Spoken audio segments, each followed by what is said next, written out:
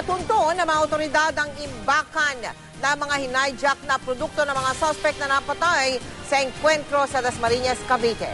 Nakatutok live si Micaela Papa. Mika? Mel, nakakuha kami ng CCTV video na nagpapakita ng pagdadala ng hinayjack na truck sa isang subdivision dito sa Dasmariñas, Cavite kung saan itinago ang halos 2 milyong pisong halaga ng nakaw na produkto. Sa kuha ng CCTV sa isang subdivision sa Barangay Langkaan, Dasmariñas, Cavite, makikita ang pagpasok ng isang kotse, isang container truck at AUV pasado alas 2 ng madaling araw noong Martes.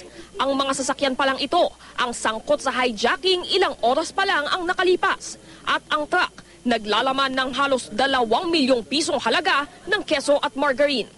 Since masyadong malaki yung nakuha nila, it is worth 1.9. Yung nakuha nila na truck para magbiyahe, hindi kaya ng isang gabi lang. It took them 3 holes. Sa 2 bahay sa City Homes Resortville pala iniimbak ang hinayjack na kargamento bago dalhin sa Valenzuela upang ibenta sa mas mababang halaga.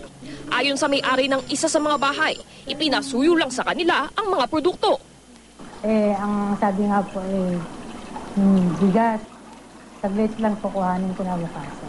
Tapos nalaman lang namin na yung pala hijack dahil mayroong mga polis na ikot-ikot.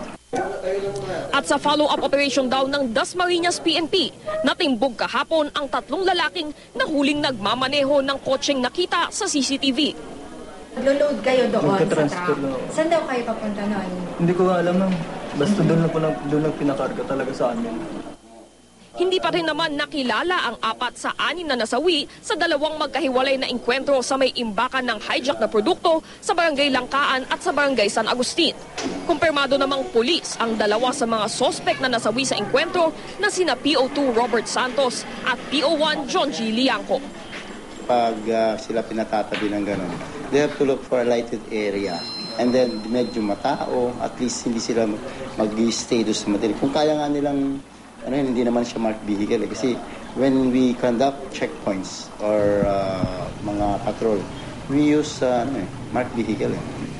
Mel, sa ngayon hindi pa nakukumpirma ng pulisya kung konektado ang mga nasawing suspect sa mga katulad na hijacking na talamak sa lalawigan ng Cavite simula September ng nakaraang taon, Mel? Micaela, iniimbestigahan ba kung kanino naman nilalagak yung mga nakaw na mga kung ano-ano na yan doon sa Valenzuela, Mika?